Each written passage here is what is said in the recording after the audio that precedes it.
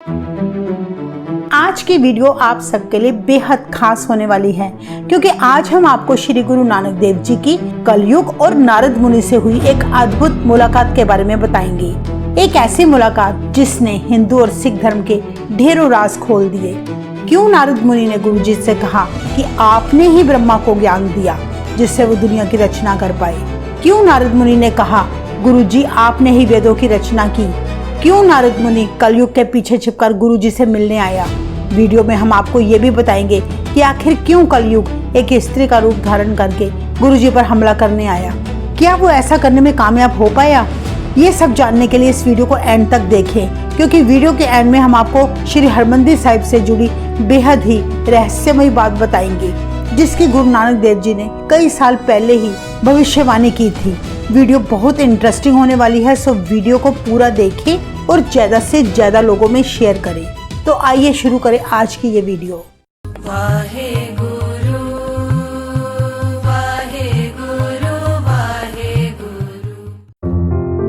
अपनी धार्मिक उदासियों के दौरान एक बार श्री गुरु नानक देव जी भाई मर्दाना जी के साथ एक जंगल से होते हुए जा रहे थे।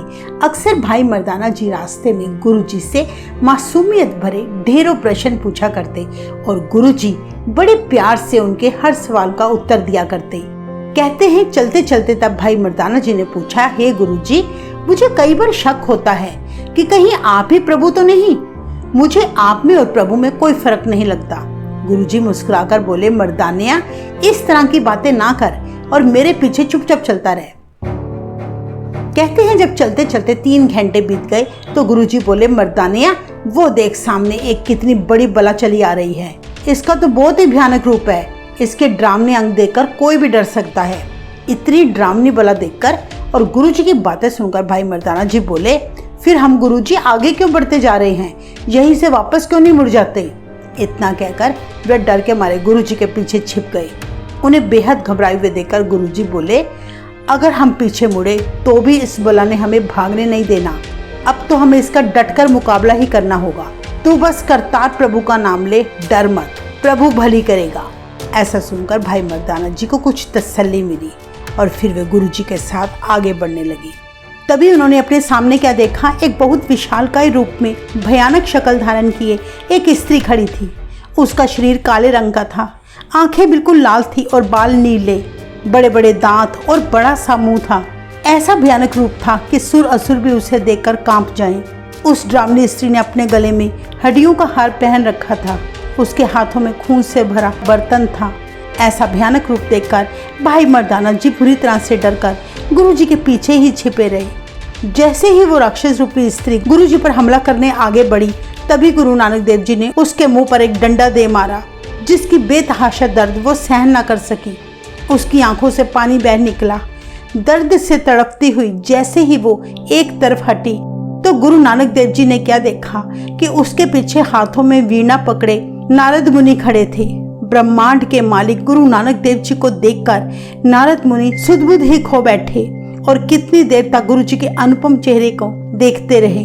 फिर नारद मुनि ने गुरु जी के चरणों में अपना शीश झुकाकर प्रणाम किया और दोनों हाथ जोड़कर विनती करते हुए बोला, हे कृपालु सतगुरु जी, आप इस स्त्री को माफ करें जिसने आप पर हमला करने की कोशिश की है। दरअसल ये कई दिनों से भूखी है। दूसरा, ये आपकी इतनी महिमा बर्दाश्त न कर सकी। इतिहास में दर्ज है कि कलयुग असल में कला रूपी स्त्री का रूप बनाकर गुरु जी के पास आया। उसके पास इतनी शक्तियां थी कि वो कभी भी किसी का भी रूप धारण कर सकता था। पुराणों में कला को यानी कलयुग को नारद मुनि की स्त्री कहा गया है, क्योंकि नारद मुनि की उससे गहरी मित्रता थी। दोनों का स्वभाव मिलता जुलता था। जैसे नारद मुनि शुरू से ही देवी देवताओं की आपस में लड़ाइयाँ लगवाकर खुश हुआ करते थे और इधर की बात उधर करके एक दूसरे के विरुद्ध भड़काया करते थे। दूसरी तरफ कलयुग का भी यही स्वभाव है। जो मनुष्य सच के रास्ते पर चलता है, कलयुग उसका विरोध करता है और उससे दुष्कर्म करवाता है। ये घर घर में आपस में क्लेश करवाकर लड़ाई लगवाकर बड़ा खुश होता है। इसीलिए कलयुग को नारद मुनि की स्त्री कहा गया है।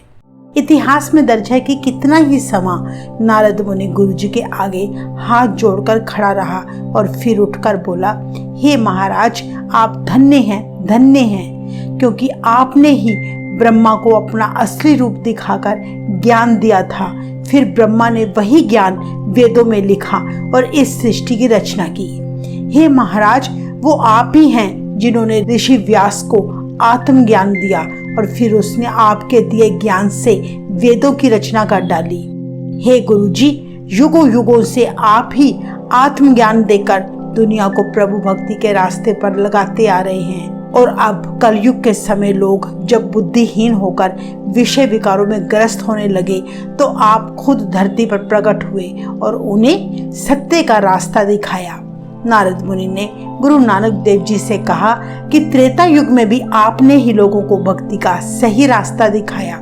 द्वापर युग में भी आपने भक्ति कराकर लोगों को भव सागर पार कराया और अब कल युग में आपने गुरबानी की रचना करके एक प्रभु की भक्ति करने का सच्चा रास्ता दिखाया। मनुष्यों को सेवा सिमरन और मिल बांटकर खाने का संदेश दिया। नारद मुनि बोले, युगों युगों में जितने भी पीर पैगंबर ऋषि मुनि आए हैं उन सब के पीछे भी आपका ही हाथ था। इसीलिए हे महाराज, आप धन्य हैं, धन्य हैं।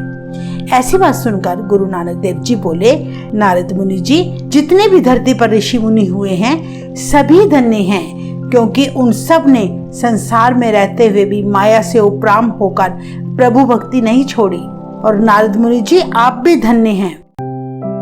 कहते हैं तब गुरु जी कला रूपी कलयुग को देखकर बोले, हे नारद मुनि, कलयुग तुम्हारी सारी बात मानता है और फिर घर घर में क्लेश कराता है, इसलिए तुम कलयुग को छेड़ा ना करो और ना ही इधर की बात उधर करके भड़काया करो। ऐसी बात सुनकर वे बोले, हे महाराज, मेरा तो स्वभाव ही यही है, अब मैं चाहकर भी इसे बदल नहीं सकता। हे महाराज, अब आप बस इतनी मुझ पर कृपा करें कि मेरी दोस्ती कलयुग से निभ जाए।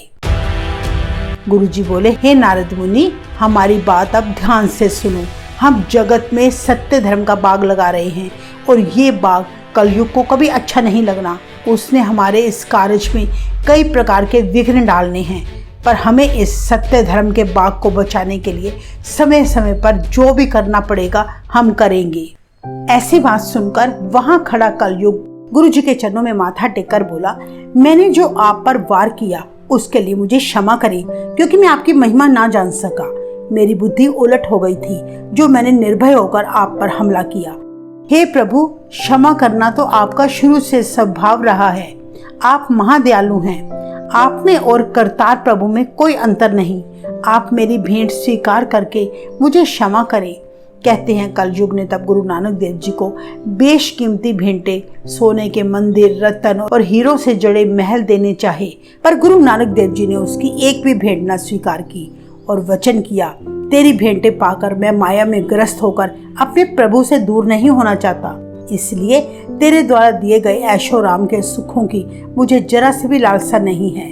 जब कलयुग ने गुरु जी के आगे बार बार विनती की तो गुरु नानक देव जी ने उसके साथ एक वचन किया, अगर तू मुझे भेंटे देना चाहता है, सोने और रत्नों से जड़ित मंदिर देना चाहता है, तब मैं चौथे जन्म में जब अवतार धारण करूंगा तो माया सहित उस मंदिर को ले लूंगा।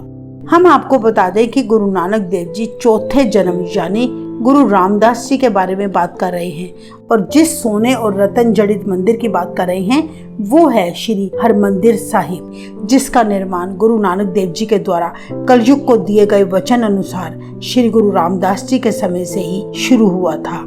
ये कितनी हैरानीजनक बात है कि श्री हरमंदिर साहिब की भविष्यवाणी कई 100 साल पहले ही गुरु नानक देव जी ने कर दी थी। गुरु जी ने इस तरह कलयुग की विनती मानकर भेंटे स्वीकार करने की हामी भरी और ये सुनकर कलयुग बड़ा खुश हुआ। गुरु नानक देव जी ने फिर कलयुग से कहा कि मैं तुझसे माया चौथे अवतार धारण करके लूंगा और तेरे शरीर को तृप्त मैं छठे अवतार के रूप में आगे करूंगा और इसके बाद 10वां अवतार धारण करूंगा। तब मैं एक न्यारा और शूरवीर पंथ तैयार करूंगा। उस समय बहुत सारे युद्ध और जंगें होंगी, तब मेरा लक्ष्य पूरा होगा। गुरु जी का छठी पातशाही मतलब गुरु हरगोबिंद साहिब जी और 10वीं पातशाही श्री गुरु गोबिंद सिंह जी से था। कहते हैं तब ये सारी बात सुनकर कलयुग को बड़ी तसल्ली हुई और खुश होकर उसने गुरु जी से एक वचन किया, हे गुरु नानक देव जी, जो लोग आपकी रजा में रहकर नाम सिमरन करेंगे और आपकी बानी को पढ़ेंगे सुनेंगे, और हृदय में धारण करेंगे, उन पर मेरा कोई जोर नहीं चलेगा। मैं आपकी संगत के पास भी नहीं जाऊंगा, पर जो बुरे कर्म करेंगे उन लोगों को मैं बहुत दुख दूंगा। इस तरह के वचन कहकर श्री गुरु नानक देव जी से वर लेकर कलयुग और नारद मुनि अपने रास्ते चले गए। वाहिगुरु जी का खालसा, वाहिगुरु जी की फतेह।